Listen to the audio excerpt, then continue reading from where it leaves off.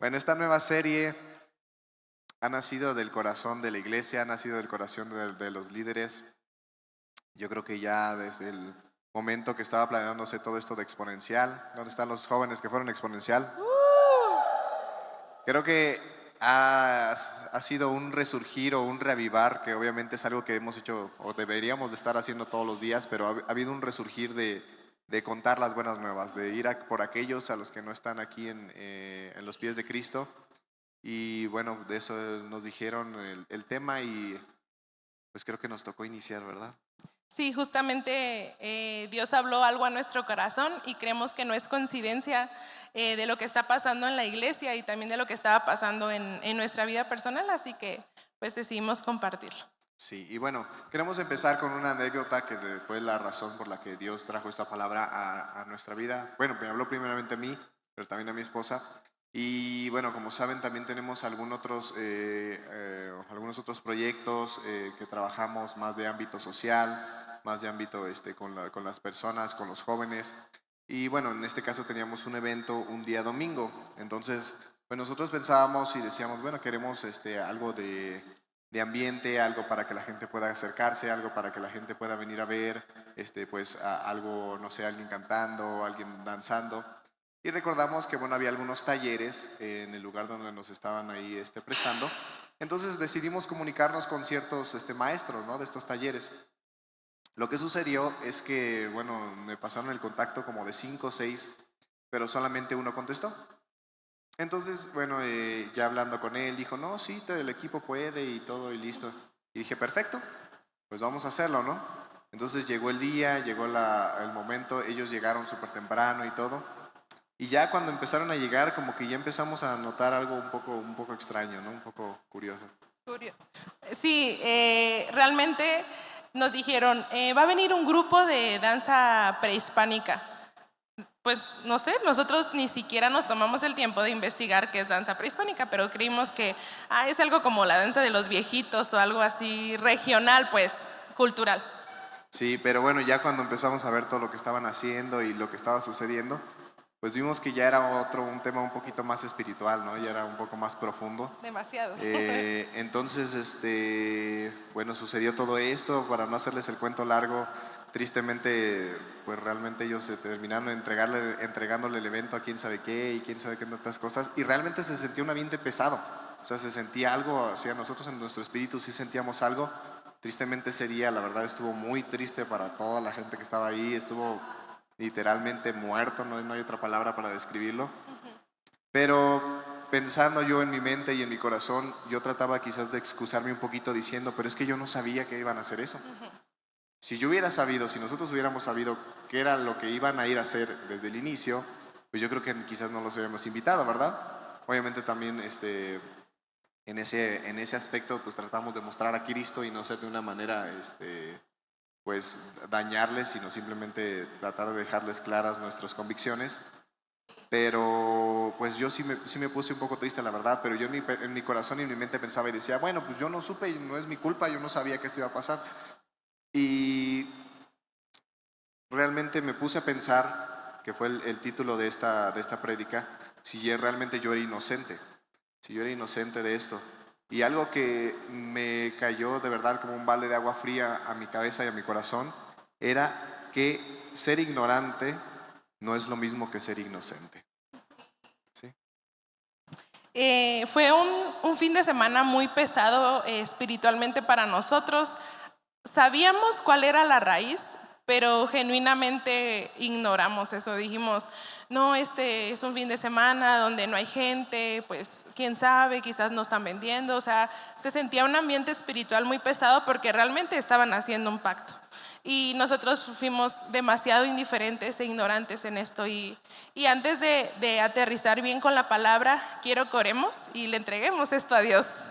Bueno, gracias Señor porque eres bueno. Gracias porque podemos aprender más de ti, porque nos exhortas, porque tenemos la fortuna y el privilegio de poder leer tu palabra, de poder compartirla, que sea tu Espíritu Santo quien hable al corazón de la iglesia, que sea tu voz la que hable, que sea tu presencia la que está aquí. En el nombre de Jesús. Amén.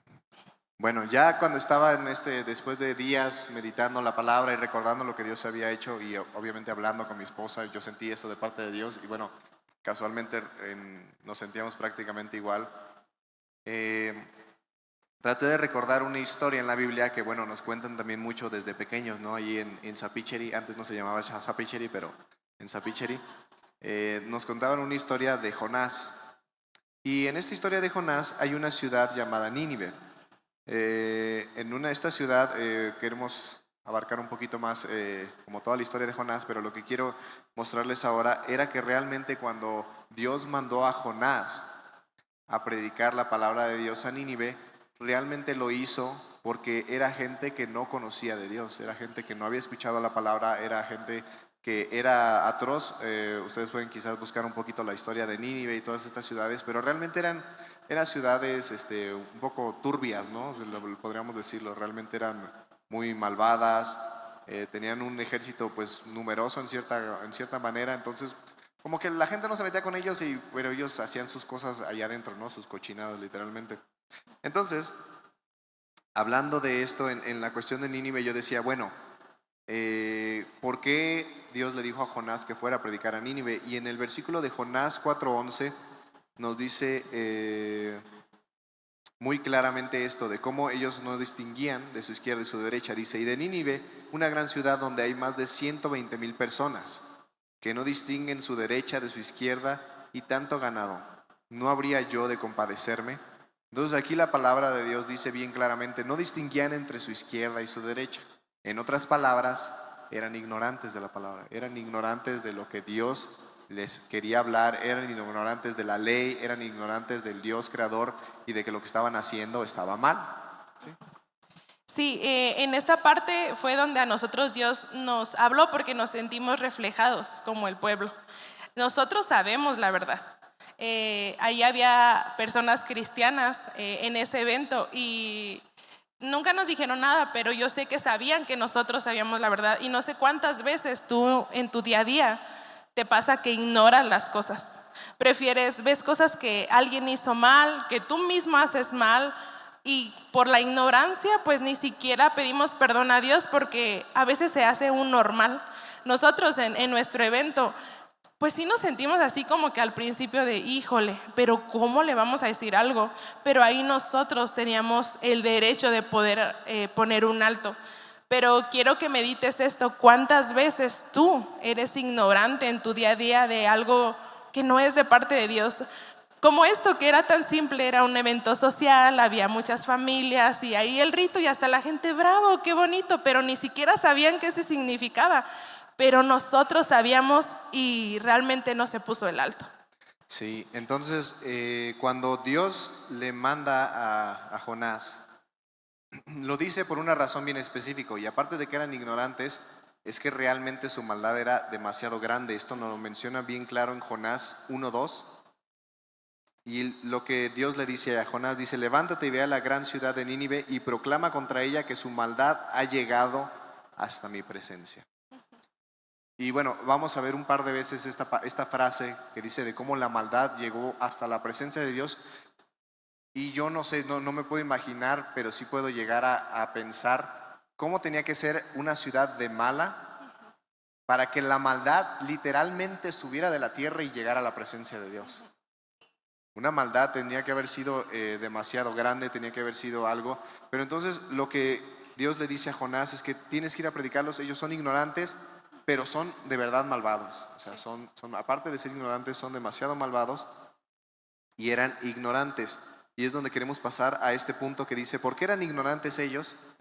Bueno, eran ignorantes por no buscar su palabra, por no buscar. ¿Cómo nosotros podemos llegar a ser ignorantes? Al no buscar su palabra.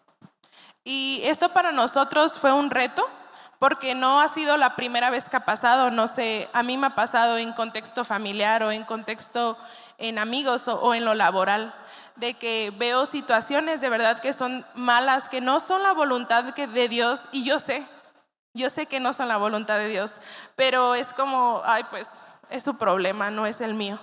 O bueno, no tiene nada que ver conmigo y muchas veces tenemos la palabra, la conocemos, tenemos el conocimiento de la palabra, pero no la accionamos, porque creemos que pues ya vendrá el tiempo que Dios le hará entender a fulanito o sutanito, o no es mi vida y no tengo por qué meterme, pero la palabra de Dios es la que va a hacer un despertar primeramente en nuestras vidas, como ha pasado, porque no crean que esto lo contamos porque ya somos expertos, sino lo contamos como un reto que Dios nos dio a nosotros como sus hijos.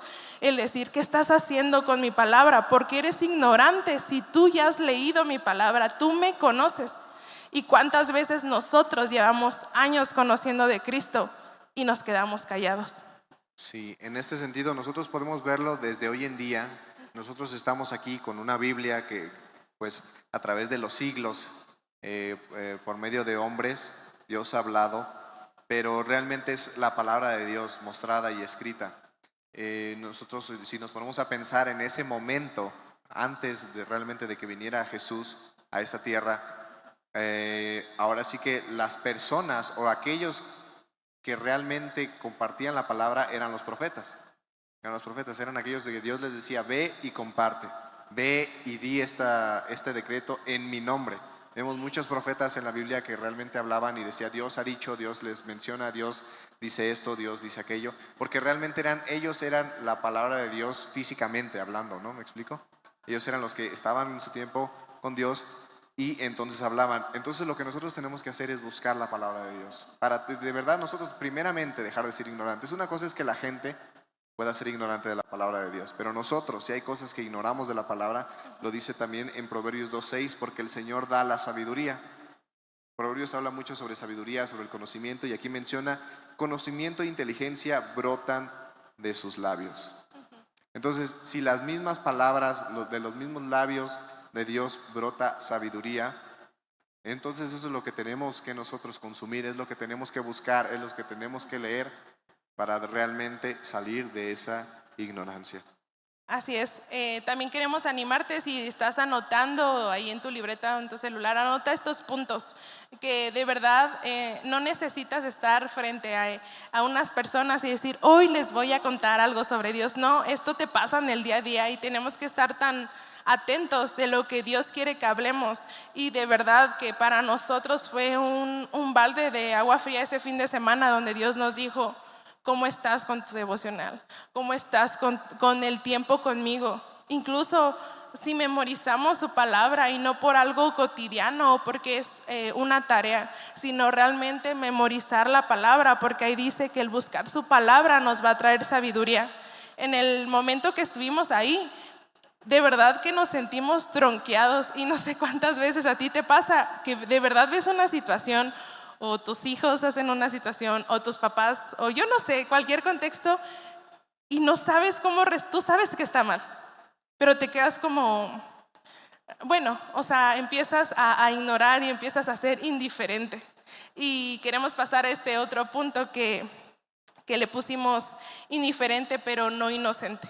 Y cuántas veces yo les quiero contar que a mí, sobre todo en esto del trabajo, tratamos muy directo con las personas de muchos contextos, de muchas edades, ¿no? Y yo he visto muchas veces cómo actúan de mala manera, hacen cosas por decirlo, en nuestro territorio, que es en lo laboral, y yo prefiero ignorar. Me pasaba mucho en la universidad, donde yo veía situaciones de amigas de mis compañeros que estaban mal. Y pues para no ser cómplice, pues veía, pero pues mejor me alejaba, era indiferente. Y muchas veces la ignorancia nos lleva a la indiferencia. Creemos que por ser ignorantes, pues, ya, perdón, yo no sabía. Pero muchas veces ignoramos eso y medio creemos que es bueno, medio creemos que es malo, y preferimos ser inocentes. Preferimos no hablar de Dios porque no, ni me va a hacer caso. O ya le he hablado, ¿por qué hablarle otra vez? Y sí, muchas veces la ignorancia nos lleva a la indiferencia. Sí, en este punto de la indiferencia fue donde también nos llegó la palabra clara, y es que realmente en muchas situaciones, hablando de nosotros personalmente, hemos sido indiferentes ante situaciones que nosotros podemos hacer algo, podemos decir algo, porque sabemos cuál es la verdad, pero preferimos simplemente voltear la mirada y decir, yo no vi nada, no pasa nada aquí. Al final yo no soy el que lo está haciendo y hasta ahí quedó. Y en esa parte de la indiferencia Dios habló también en otra historia en la Biblia sobre una ciudad, en este caso dos, que realmente estaban siendo indiferentes a la palabra de Dios.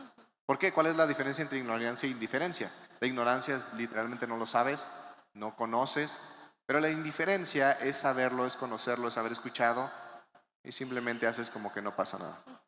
Entonces, en esta historia de la ciudad de Nínive era la indiferencia, pero en el caso de Sodoma y Gomorra, que yo creo que también han escuchado hablar un poco de Sodoma y Gomorra, ellos eran realmente indiferentes a la palabra de Dios. Eran indiferentes a lo que Dios tenía y nosotros podemos verlo porque la familia de Abraham se encontraba en esa ciudad, se encontraba viviendo ahí. Y en este caso, antes de que suceda toda esta cuestión de la destrucción y que cuando se convierte en sal, la mujer de uno de la familia de Abraham, lo que sucede es que Abraham y Dios tienen un diálogo, porque Abraham se da cuenta de que Dios quiere destruir esa ciudad. Y Abraham le dice a Jesús, que diga Dios, perdón, en Génesis 18, del 23 al 24, Abraham habla con Dios y le dice, se acercó a Abraham y le dijo, ¿de veras vas a exterminar al justo junto con el malvado? Abraham mencionaba y decía, bueno, en esa ciudad debe de haber alguien justo, debe de haber alguien que busque tu palabra, debe de haber alguien que la conozca. ¿Por qué? Yo me imagino, la palabra no lo dice exactamente, pero yo me imagino que Abraham ya había pasado por ahí, ya había compartido, su familia, estaban siendo ejemplo, estaban hablando de Dios. Entonces yo pienso que él decía, bueno, debe de haber algún justo en esta ciudad. Y lo que dice más adelante es, quizás haya 50 justos en la ciudad, exterminarás a todos y no perdonarás ese lugar por amor a los 50 justos que hay allí. Y bueno, más adelante ustedes pueden leerlo con calma, pero lo que sucede es un pequeño diálogo, una pequeña negociación entre Abraham y Dios y diciéndole, ok, si hay 100 justos, ¿vas a destruir la ciudad por 50? Y Dios le dice, ok, si hay 50 no la voy a destruir. No se dice exactamente qué pasa en ese periodo, pero después Abraham vuelve a decir, ok, 45 en vez de 50. Y Dios le dice, ok, si hay 45 justos en esa ciudad no la voy a destruir. Y después le va bajando a Abraham, ok, 30. Si encuentro 30 justos. Y Dios le dice, ok, si hay 30 justos, no la voy a destruir. Y Abraham, yo creo que vuelve a pensar, vuelve a analizar, vuelve a dar la vuelta y dice, ok, 20. Y Dios le dice, ok, si encuentras 20, no voy a destruir a la ciudad. Yo creo que se dio una última vuelta, puso ahí en el Facebook, ¿cuántos son cristianos? Digan amén. Y pues nadie puso. Nadie puso. Y al final dice, ok, con 10. Y Dios le dice, ok, si hay 10 justos, no voy a destruir la ciudad. Aquí la plática con Abraham termina, pero realmente ya no hay una continuación. Yo me imagino, yo supongo, yo creo que lo que sucedió es que realmente o tristemente Abraham no encontró ni 10 justos en esa ciudad. Ya no continúa la historia, pero lo que sucede después es aún un acto de misericordia de Dios. Yo lo veo como un acto de misericordia, que quizás Dios pensando, ok, Abraham no pudo encontrar 10 justos, déjame entonces enviar a 2 de mis chalanes, 2 ángeles, para ver si ellos los logran encontrar. Y bueno, puedes también leer más adelante la historia, pero lo que sucede es algo muy triste. Literalmente la ciudad estaba tan corrompida, la ciudad estaba tan podrida, que lo que la gente quería hacer era violar a los ángeles, porque eran visitantes. Esa era su única motivación. No son de aquí, son extranjeros, pues órale. Y esa historia tú la puedes leer con calma, te lo menciono en Génesis, en 18 al 19.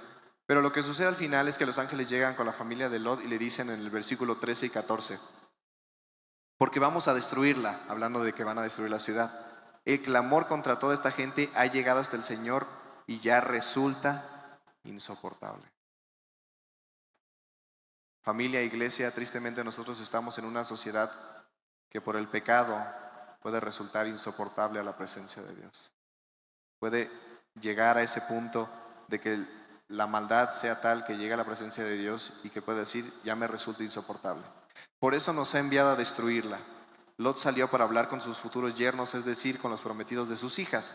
Apúrense, les dijo, abandonen la ciudad porque el Señor está por destruirla. ¿Y qué fue lo que hicieron estos muchachos? Pero ellos creían que Lot estaba bromeando. Fueron indiferentes a esa parte. En estas dos historias de las ciudades donde abundaba el pecado, hay dos cosas que podemos resaltar, que es lo que hemos estado repitiendo: la ignorancia, la indiferencia.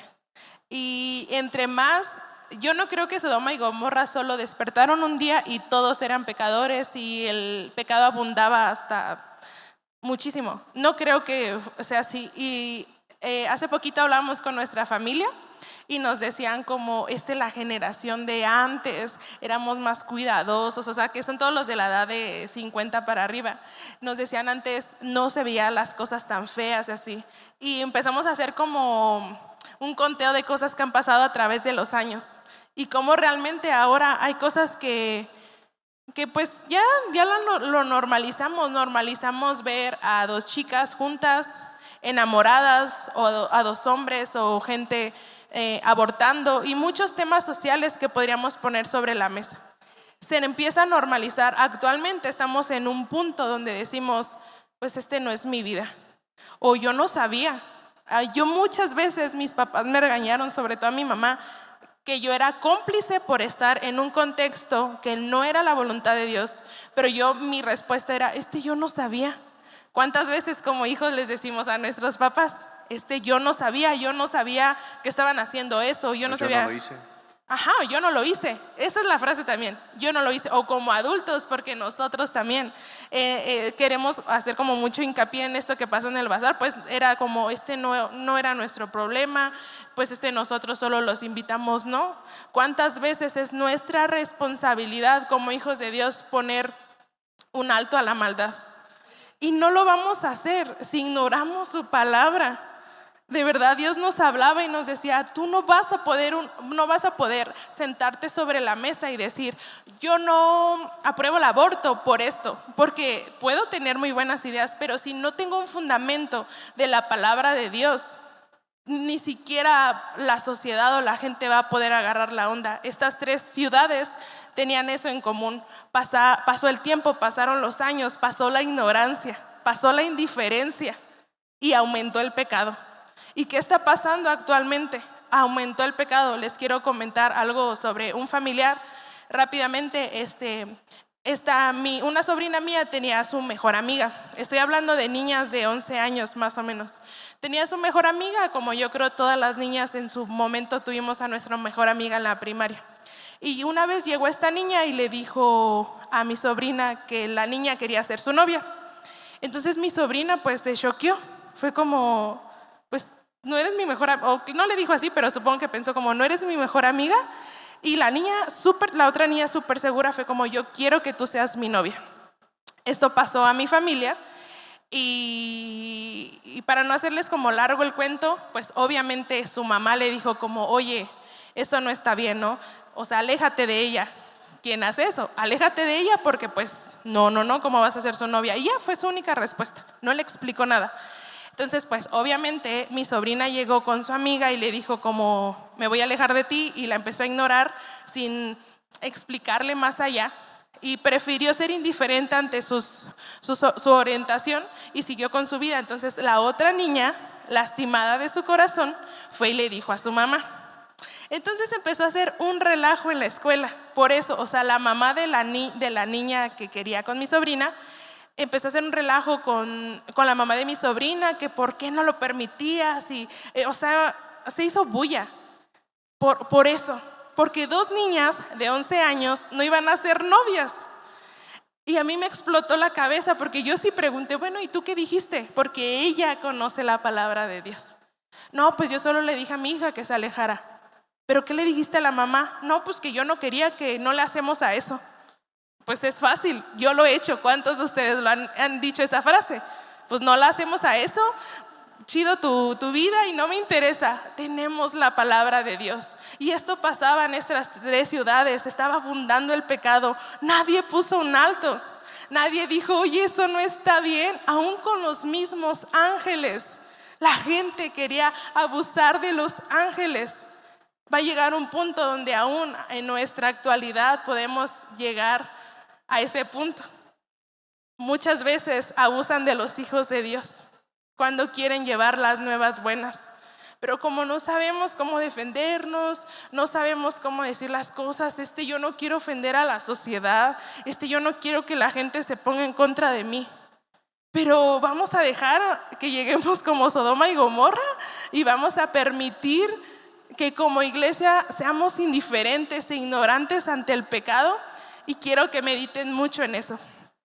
Y con esto queremos pasar al último punto, que es como realmente todo esto, qué es lo que nos está diciendo, qué es lo que nosotros debemos de hacer como pueblo de Cristo, como hijos de Dios. Y es que nosotros lo que tenemos que hacer es acercarlos a Jesús. Tenemos que acercarles a Jesús. En esta serie de Cuéntales, lo que nosotros hemos sentido en el corazón es que realmente sea ese fervor, ese fuego en nuestro corazón de acercarlos a Jesús. Y quiero contarles un poco el contexto de lo que sucedió con Nínive en el caso de Jonás. Quiero contarles todo lo que sucedió, o sea, en un panorama más amplio. Pues ustedes pueden leer completo el libro de Jonás, es literalmente la única historia que tiene, así que no hay pierde. Pero lo que sucede es que Dios le dice a Jonás que vaya a predicar a Nínive. Entonces, ¿qué es lo que pasa? Bueno, en el contexto, la ciudad de Nínive eran enemigos de la ciudad donde vivía Jonás. Entonces yo me imagino, como buen patriota, pues él dijo: yo no les voy a predicar a estos, yo les voy a ir a predicar a aquellos que están dañando a mi ciudad, que son malvados, que nos han hecho esto, nos han hecho aquello. Yo no les voy a predicar a mis enemigos. Pero yo quiero preguntarte a ti, ¿cuántas veces Dios nos ha mandado a predicar a nuestros enemigos? A las personas que quizás no son nuestros íntimos. Quizás con los amigos íntimos, con los amigos cercanos, pues es quizás un poquito más fácil, ¿no? Dialogar con ellos, decirle qué es lo que tú piensas. A lo mejor te respetan, quizás no creen lo mismo, pero te respetan. Pero con tus enemigos es diferente. Cuando llegas con tus enemigos y les hablas de Dios, pues tú estás esperando lo peor. Y lo que sucedió con eso es que Jonás le dice: yo no voy a ir. Y al contrario de lo que nosotros pensaríamos, de quizás él pensaba que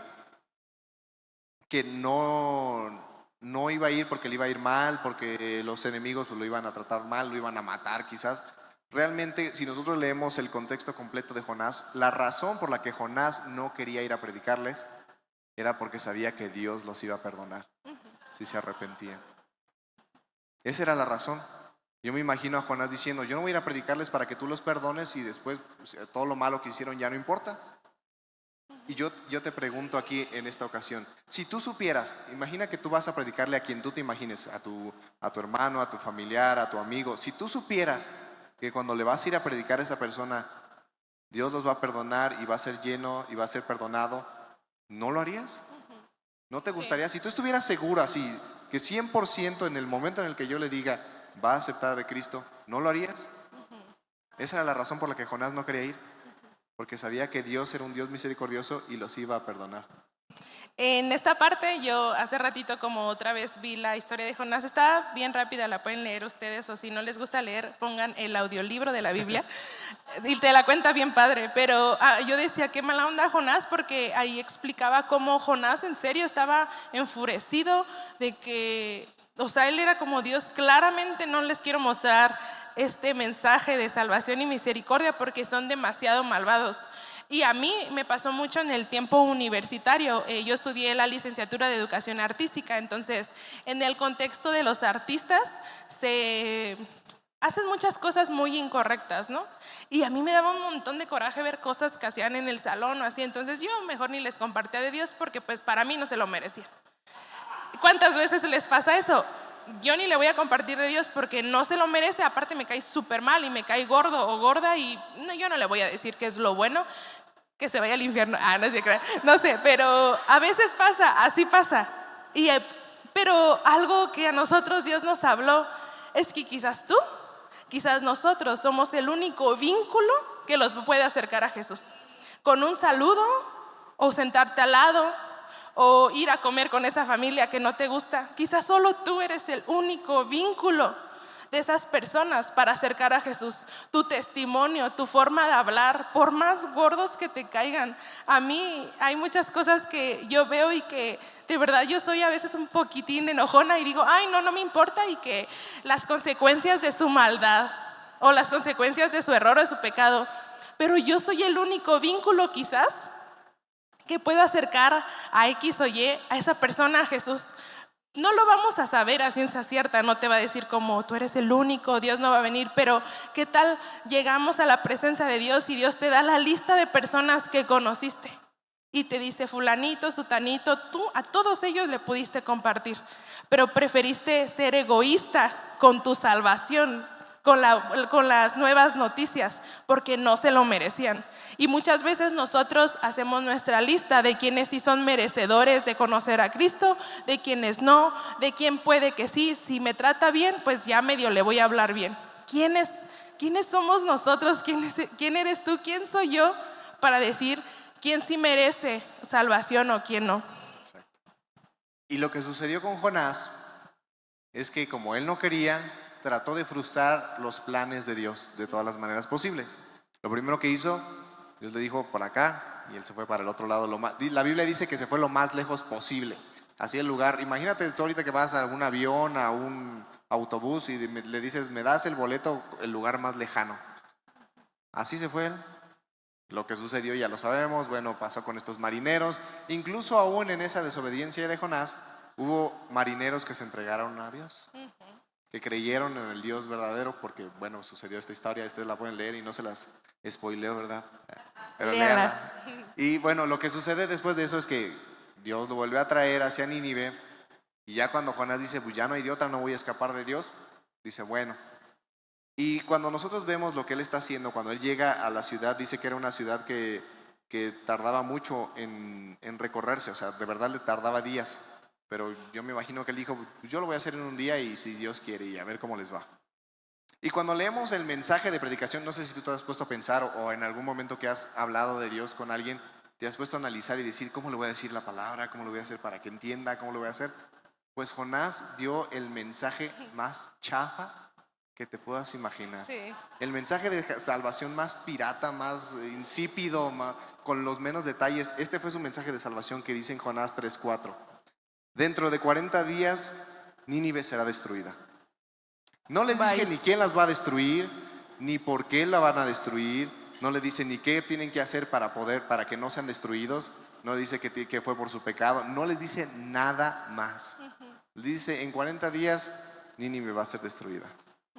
Es su único mensaje. Yo a veces me he puesto a pensar y decir, híjoles, quizás no di el mensaje correcto. Sí. Literalmente Jonás dio el peor mensaje que nos pudiéramos imaginar, y lo que sucedió más adelante es lo más interesante y lo más increíble de la historia.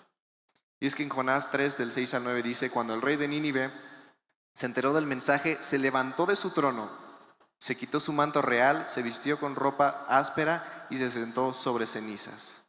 En el contexto del Antiguo Testamento, se arrepintió. Luego mandó que se pregonara en Nínive: por decreto del rey y de su corte, ninguna persona o animal, ni ovejas ni vacas, probará alimento alguno, ni tampoco pastará ni beberá agua. No solo el rey se arrepintió, sino que lo decretó en toda la ciudad. Dice, personas y animales vestirán telas ásperas y clamarán a Dios con todas sus fuerzas. Ordena asimismo que cada uno se convierta de su mal camino y de sus hechos violentos. ¿Quién sabe? Tal vez Dios cambie de parecer y aplaque el ardor de su ira y no perezcamos. Sí. Aún después de que Jonás no les dijo ni quién, ni cómo, ni por qué, solo les dijo van a ser destruidos, en la misericordia de Dios, en su gran amor, ellos se arrepintieron de lo que sucedió, y ni siquiera fue así como de nos vamos a arrepentir pero nos salvas, Dijo, quién sabe, quizás así Dios aplaque su ira. Entonces, ¿por qué sucedió esto? Si nosotros lo vemos hoy en nuestro día, hoy en nuestra sociedad, hoy en nuestra actualidad, nosotros tenemos una gran ventaja, un gran aliado que es el Espíritu Santo. Y esto lo menciona el mismo Jesús. Yo quiero que también te pongas a reflexionar un poco y a pensar qué tan bueno es que el Espíritu Santo esté con nosotros, para que el mismo Jesús diga, les conviene que yo me vaya. Sí. Les conviene que yo deje esta tierra, porque entonces va a venir el Espíritu. Y eso lo dice en Juan 16, del 7 al 8. Porque la verdad les conviene que me vaya, porque si no lo hago, el Consolador no vendrá a ustedes. En cambio, si me voy, se los enviaré, y cuando Él venga, convencerá al mundo de su error en cuanto al pecado, a la justicia y al juicio. Y aquí es donde viene la otra cuestión, y es que tus palabras, mis palabras, no es lo que convence a la gente del pecado, sino es el Espíritu Santo. Es el Espíritu, es aquello que realmente convence y da ese remordimiento, da ese arrepentimiento de que lo que están haciendo está mal. No es que tan bien des el mensaje, no es que las palabras tan exactas, que tan contexto esté a su actualidad. Obviamente tenemos que buscar la palabra, ya lo vimos, hay que dejar de ser ignorantes en la palabra y hablar la verdad. Pero aún des el mensaje más feo, más simple como el de Jonás, el Espíritu se va a encargar de hacer el resto. Y esa es una comisión que Dios nos ha dado. Él nos ha dicho, vayan por todo el mundo y prediquen el Evangelio. ¿Por qué no Dios dijo, yo voy a ir y yo les voy a hablar? Nos dijo a nosotros, te dijo a ti y a mí, vayan por todo el mundo, prediquen el Evangelio, digan las buenas nuevas. Sí. No sé cuántas veces tú has dado ese tipo de mensajes como Jonás. Si sigues diciendo groserías, Dios no te perdona y te vas. O no hagas eso porque Dios te castiga. O sea, ese no es el mensaje de Dios, no es como que haces algo malo y ya Dios te va a castigar y ya no hay remedio. Muchas veces damos un mensaje equivocado, pero aquí entra la gracia y la misericordia de Dios. Quiero repetir los puntos de tú eres el único vínculo que puede quizás acercar a ciertas personas a Jesús. Y que tenemos que ser claros con la palabra. Todo esto no es para condenarnos como iglesia, ni tampoco condenar a la gente que no conoce de Cristo y que quizás son ignorantes en cosas. No es condenación, es quizás que como iglesia nos salgamos de aquí con un reto de decir, quiero acercar más a mi familia a Jesús. Quiero acercar más a mis papás a Jesús, a mis hermanos, a mis compañeros de trabajo. En la historia de Jonás, al final le decía Jonás a Dios, ya quiero que me mates. O sea, él prefería morirse a dar el mensaje, quiero que me mates. Y hubo un momento en la historia, no recuerdo si es en la versión de NBI o no me acuerdo, pero ahí les invito a que lo lean en la Biblia, pero dice que él estaba sentado como ahí, quién sabe qué pensando, y Dios le dio como una sombra. Era como un árbol, algo así. El punto que le puso sombra. Pero también Dios mandó como a un animalito para que se comiera como el árbol. Lo voy a decir así parafraseado, como el árbol. Y Jonás estaba súper enojado de cómo había matado a la planta. Y Dios le dijo, si tú te preocupas tanto por la vida de una planta, ¿cómo crees que me siento yo por la vida de la humanidad? Obviamente quiero salvarlos. Y quiero animarte a eso, que obviamente Dios quiere salvar a tu familia. Dios quiere salvar a aquella persona que tiene ideas diferentes a ti, porque ahorita ya normalizamos la diferencia. Y yo creo que es bueno porque como hijos de Dios somos diferentes, pero aquí está la verdad. Esto, si tú dices, ¿qué será lo bueno y qué será lo malo? ¿Qué será lo que diga o lo que no diga? Leamos la Biblia, leamos su palabra y no seamos indiferentes o no pongamos taches o más bien palomita a quien no merece la gracia, a quien no merece el mensaje. Como cristianos y a nosotros en nuestro matrimonio Dios nos retó, yo te di una tarea, llevar las buenas nuevas a las personas. Como les digo, trabajamos con mucha gente nosotros mes tras mes. Y una vez Dios nos retó en ¿qué estás haciendo con esas 58 personas? Y ninguna vez le hemos compartido de Cristo. Y es frustrante porque a veces tenemos a nuestro familiar que es una persona y no compartimos de Cristo. Y fue un despertar para nosotros y quiero que sea un despertar para ti, iglesia. ¿Qué estamos haciendo? ¿Qué estamos aportando a la sociedad, a mi familia, a tu familia? ¿Qué le estás aportando a tus compañeros de trabajo? La gente sí nos observa. Cuando tú vas y dices, soy cristiano, como que parece que es un imán para que pongan más los ojos en ti. Y a nosotros nos ha pasado, somos cristianos y luego se enteran que los papás de mi esposo son pastores y entonces llega más como la intriga de saber las cosas. Y pues a veces es como, sí, somos cristianos, amamos a Dios y qué bonito proyecto, pero ya cuando Dios nos ha dado la oportunidad de hablarle a la gente, muchas veces yo sé que tú has tenido la oportunidad. Ahora algo que me encantó de Exponencial fue que Ari y Lalo pensaron muy bien darles una tarjetita a los chavos para saber compartir, porque no sabemos compartir de Cristo, no sabemos llevar las buenas nuevas, pero así como Dios tuvo gracia con Jonás en ese mensaje tan chafa, que si yo hubiera estado ahí, más bien yo hubiera sentido como ya me van a matar. Ni siquiera había esperanza en su mensaje, pero aún así Dios salvó. Y muchas veces no necesitas pararte con todo un bibliazo y todo un versículo así. O sea, sí apréndete la Biblia, ¿verdad? Pero no necesitas ir mega estudiado, porque la gracia, la misericordia, pero sobre todo el Espíritu de Dios, si está contigo, eso hace la diferencia. Y quiero que leamos este versículo para terminar, que realmente el Espíritu es aquel que es el que cambia, es aquel que trae la verdad. Y esto lo vemos en Hebreos 10, del 15 al 17, y dice: también el Espíritu Santo nos da testimonio de ello. Primero dice: este es el pacto que haré con ellos después de aquel tiempo, afirma el Señor. Y esta parte es la más interesante, dice: pondré mis leyes en su corazón y las escribiré en su mente. Después añade: y nunca más me acordaré de sus pecados y sus maldades. Esas son las buenas nuevas, ese es el mensaje de salvación. Y lo que dice aquí en esta parte, que dice: pondré mis leyes en su corazón. Cuando alguien es indiferente, cuando a alguien ya no le importa escuchar de Dios, lo que está sucediendo, y lo que dice también la palabra de Dios, es que sus corazones se hacen piedra, dejan de sentir. Y lo que el Espíritu está diciendo es que yo pondré mis leyes en su corazón, o sea que va a quitar la indiferencia que hay en la gente. Y luego dice: y las escribiré en su mente, que ahí es donde está nuestro conocimiento. Entonces, ¿qué es lo que hace? Quita la indiferencia del mundo. No solo en el corazón, sino también la ignorancia de lo que nosotros no sabemos, de lo que ellos no saben. Y la realidad es que allá afuera hay mucha gente que es ignorante y que es indiferente a la palabra de Dios. Pero tú y yo no lo somos y no debemos de serlo. Entonces ese es el mensaje de salvación, el mensaje de que nosotros debemos de ir a predicar, de nosotros tenemos que ir a contarles, tenemos que ir a acercarlos a Jesús, entendiendo que será el Espíritu el que va a transformar no solo el corazón, sino también la mente de aquellos que están. Y que a la persona que tú menos pudieras imaginar, la persona más malvada, la persona más vil, así como Nínive, que Dios lo perdonó. Sí. Si gustan ponerse de pie, vamos a terminar orando. Quiero recalcar mucho que esto no es para condenarles.